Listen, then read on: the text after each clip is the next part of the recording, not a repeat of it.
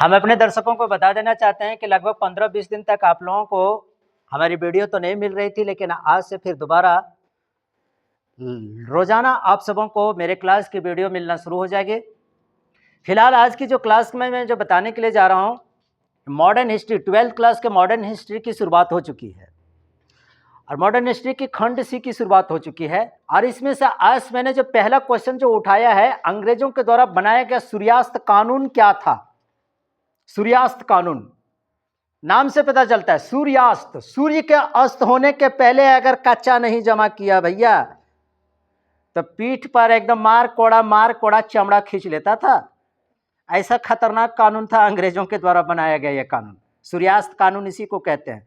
मतलब जिस तारीख को निश्चित होता था कि इस तारीख को किसानों को, जमींदारों को टैक्स जमा करना है, भू राजस्व संपदा का टैक्स जमा करना है, अगर उस तारीख को सूरज डूबने के पहले अगर लोग टैक्स नहीं जमा करते थे, राजस्व को जमा नहीं करता था, तो फिर उसकी जमीन की नीलामी कर दी जाती थी। बड़ा खतरनाक कानून था। इस कानून ने भारतीय किसानों को कमर तोड़ करके एकदम रख दिया। भारतीय किसानों को एकदम पूरी तरह से एकदम बर्बाद करके रख दिया था एकदम। आइए जानते हैं कि आखिर सूर्यास्त कानून क्या था। लेकिन सूर्यास्त कानून को बताने के पहले आपको हम बताते हैं कि आखिर ये इतना खतरनाक था, ये तो बताएंगे, लेकिन सूर्यास्त कानून की शुरुआत हुई तो कैसे हुई, तो आइए चलते हैं, आपको बंगाल की तरफ ले चलते हैं, समझिए आगे बात को। सूर्यास्त कानून कंपनी के द्वारा कहने का मतलब है कि ईस्ट इंडिया कंपनी, कौन सी company? East India Company. East India कंपनी कहने का मतलब क्या? भारत में जब अंग्रेज लोग जब आया तो ईस्ट इंडिया कंपनी ने अर्थात अंग्रेजी कंपनी ने, अंग्रेजी हुकूमत की जब हमारे देश में जब शुरुआत होती है तो बंगाल की यह बात है कि कंपनी के द्वारा सबसे पहले बंगाल के क्षेत्र में 1793 ईस्वी में इस्तमिरारी व्यवस्था को लाया। इस्तमिरारी व्यवस्था को ही अस्थाई बंदोबस्त कहते हैं। कौन सी बंदोबस्त कहते हैं? अस्थाई बंदोबस्त कहते हैं। समझ रहे हैं बात को? अस्थाई बंदोबस्त। आज भी गांव देहात में किसानों के बारे में, ये तो हमर, ये तो पटवा हमर, ये तो प्लॉटवा हमर, बंदोबस्ती से चला आ रहा है, ऐसे लोग बोलते हैं, बंदोबस्ती पट्टा है मेरा ये। तो इसकी शुरुआत 1793 ईस्वी से चली आ रही है बंदोबस्ती, जिसको कहते हैं इस्तमिरारी व्यवस्था। तो इस्तमिरारी व्यवस्था जो थी अर्थात अस्थाई बंदोबस्ती जी जो लागू किया गया, वह लॉर्ड कॉर्नवालिस के द्वारा लागू किया गया था। किसके द्वारा? लॉर्ड कॉर्नवालिस के द्वारा अस्थाई बंदोबस्त को लागू किया था। किसके द्वारा? लॉर्ड कॉर्नवालिस के द्वारा लागू किया गया था। और लॉर्ड कॉर्नवालिस ने इसको जब लागू किया तो वह क्षेत्र था कौन सा? बंगाल। अर्थात अस्थाई बंदोबस्ती लॉर्ड कॉर्नवालिस ने जो लागू जो किया, बंगाल से इसकी शुरुआत होती, लेकिन बंगाल के साथ साथ उत्तर प्रदेश, बिहार, उड़ीसा, इन सभी क्षेत्रों में लॉर्ड कॉर्नवालिस ने इस्तमिरारी व्यवस्था अर्थात अस्थाई बंदोबस्त को लागू किया था। क्या हुआ? इसे कर ले, गजब लड़की है। मतलब ठंड लगती है तो कुछ ओढ़ पोड़ के नहीं आ सकती है। गाल में ठंड लग रहा है तो क्या करेगी? दोनों गाल को इस प्रकार से इतना चपत लगे ऐसे।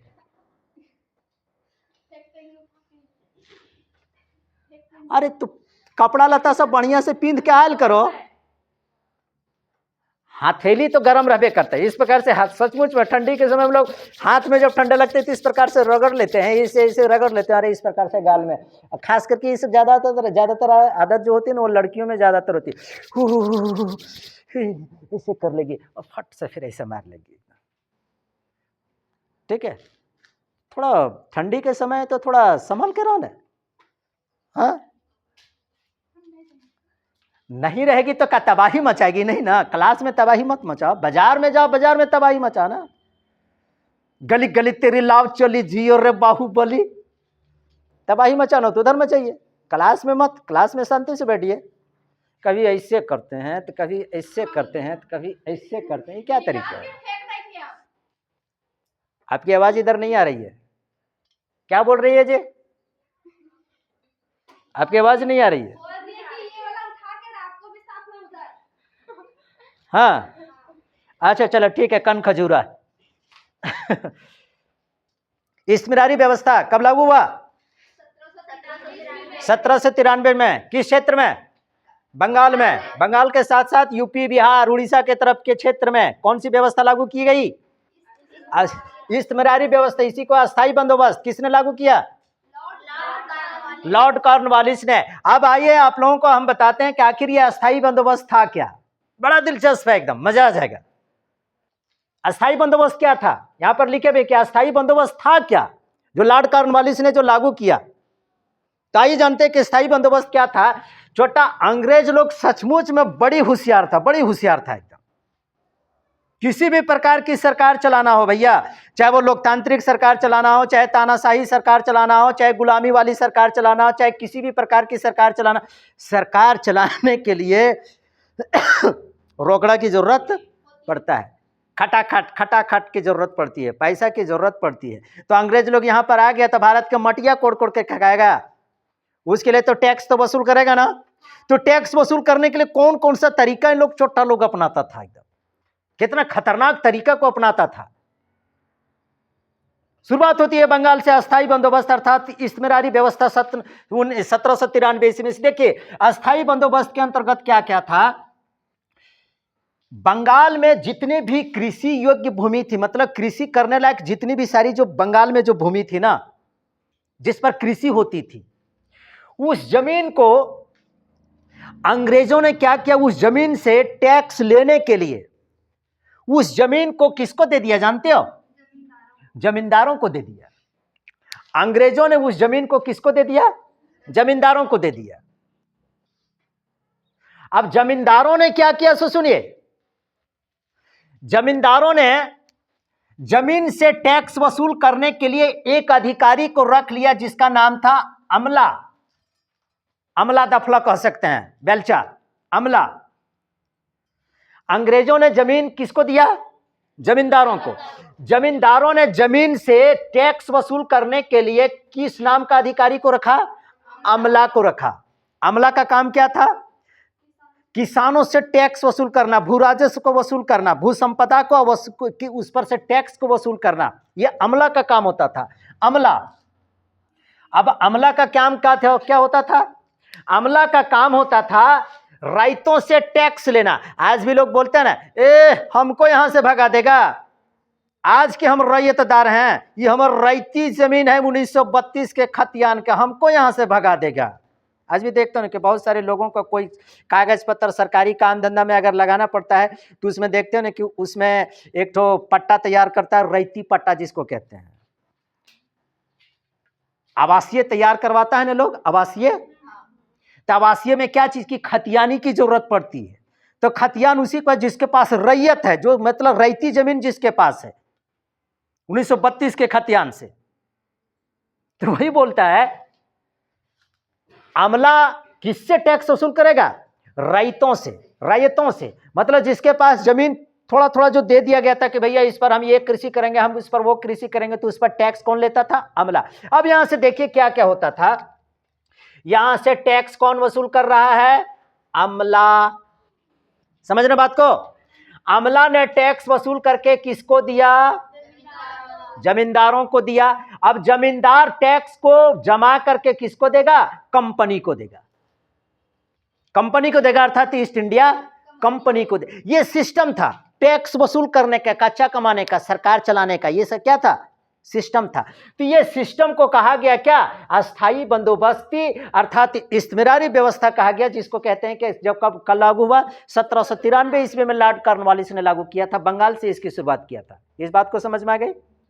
लेकिन अब इसमें असल चीज पर आते हैं कि इसमें एक अंग्रेजों ने टैक्स को पूरी कड़ाई से, राजस्व को पूरी कड़ाई से वसूल करने के लिए एक नया कानून लेकर के चोट्टा लोग आया और उस कानून का नाम दिया सूर्यास्त कानून। सूर्यास्त कानून बड़ा खतरनाक कानून था, भारतीय किसानों को एकदम पूरी तरह से बर्बाद करके रख दिया एकदम। सूर्यास्त कानून। सूर्यास्त कानून कहने का मतलब हो गया कि बेर डूबने के पहले, किरण डूबने के पहले जिस तारीख को लोगों को टैक्स देना पड़ता था कंपनी को, उस तारीख को अगर उसको टैक्स नहीं दिया सूरज डूबने के पहले तो उसकी जमीन की नीलामी कर दी जाती थी। कोई मशवरा नहीं, कोई राय दुहा नहीं, कुछ नहीं कि चल भैया 2-4 दिन के बाद बाप ला करके दे देगा, चलो इसको छोड़ देते हैं, कुछ नहीं। उसकी जमीन की नीलामी कर दी जाती थी। इतना खतरनाक कानून था जिससे भारतीय किसानों की कमर टूट गई और भारतीय किसान एकदम पूरी तरह से बर्बाद हो गए। और जमींदारों की जमीन को नीलाम कर देता था, ऊंची बोली लगा करके नीलाम कर दिया जाता था। आइए जानते हैं कि सूर्यास्त कानून के बारे में। तो टैक्स सही तरीके से, इस्तेमारी व्यवस्था अर्थात अस्थायी बंदोबस्ती के अंतर्गत टैक्स लोगों को सही तरीके से मिले, एकदम सही टाइम पर एकदम मिले, सबसे एक एक पैसा एक एक टैक्स वसूल हो जाए, इसके लिए अंग्रेजों ने सूर्यास्त कानून को लेकर के आया था।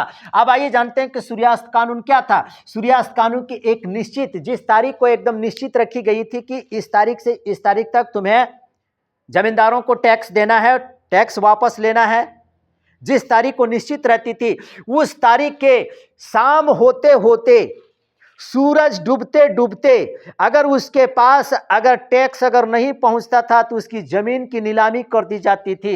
इतना खतरनाक व्यवस्था था। जो संपदा पर जब अगर टैक्स नहीं दे देता था लोग, भू राजस्व जमीन की टैक्स अगर लोग सूर्य डूबने के पहले निश्चित तारीख को अगर लोग नहीं जमा करता था, और तब क्या होता था, ऊंची बोली लगा करके उसकी जमीन को अर्थात जमींदारों की जमीन को क्या कर दिया जाता था, नीलाम कर दिया जाता था, किसी दूसरे को दे दिया जाता था। इतना कड़ा कानून था, कोई मर्सी नहीं, कोई दया की भावना नहीं, एकदम बिल्कुल कुछ नहीं था। इतना खतरनाक कानून था।